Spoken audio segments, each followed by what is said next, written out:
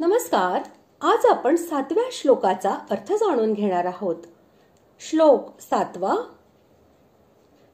इहैकस्थै जगत्कृत्स्नं पश्याद्य सचराचरं मम देहे गुडाकेश यच्चान्यद् द्रष्टुमिच्छसि.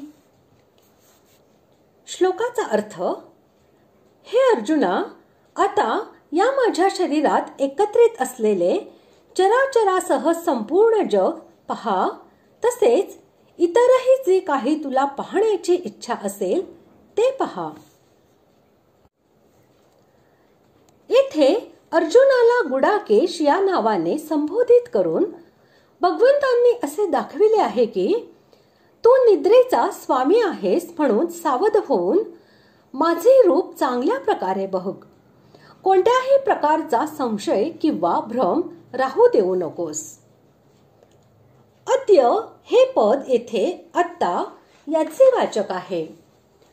याद्वारे भगवंतांनी असे दाखविले आहे की तू माझ्या ज्या रूपाचे दर्शन घेण्याची इच्छा व्यक्त केली आहेस ते दाखवण्यास थोडाही विलंब मी करीत नाही. तू इच्छा व्यक्त केलीस म्हणून मी आता ते दाखवित आहे. पशु, पक्षी, कीटक, पतंग, देव व मनुष्य इत्यादी चालणाऱ्या फिरणाऱ्या प्राण्यांना चर असे म्हणतात.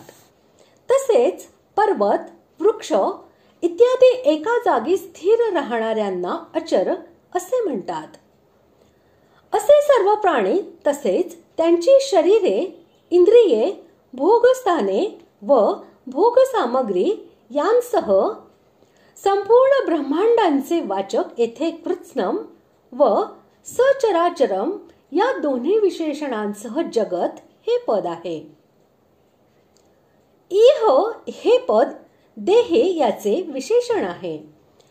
याच्या बरोबर एकस्थम या पदाचा प्रयोग करून भगवंतांनी अर्जुनाला असे दाखविले आहे की तुझ्या सारथ्याच्या रूपात मी तुझ्या समोर रथावर विराजमान आहे. याच माझ्या शरीराच्या एका अंशामध्ये तू संपूर्ण जगत स्थित असलेले बघ. भगवंतांनी अर्जुनाला 10व्या अध्यायातील अंतिम श्लोकामध्ये असे सांगितले होते की मी हे संपूर्ण जगत एका अंशामध्ये धारण केलेले आहे. तीच गोष्ट येथे अर्जुनाला प्रत्यक्ष दाखवित आहेत. आणि आणखीही जे काही पाहण्याची तुला इच्छा आहे ते बघ. या म्हणण्याद्वारे भगवंतांनी असे दाखविले आहे की या वर्तमानात असलेले संपूर्ण जग पाहण्याखेरीज आणखीही माझे गुण, प्रभाव इत्यादीचे द्योतक असे कोणतेही दृश्य, आपला व दुसऱ्यांचा जय पराजय यांचे दृश्य, अथवा भूत, भविष्य व वर्तमान काळ यांतील कोणत्याही घटना पाहण्याची इच्छा तुझी इच्छा असेल तर त्या सर्व तू यावेळी माझ्या शरीराच्या एका अंशामध्ये प्रत्यक्ष पाहू शकतोस. अशा प्रकारे आज आपण 7व्या श्लोकाचा अर्थ जाणून घेतला.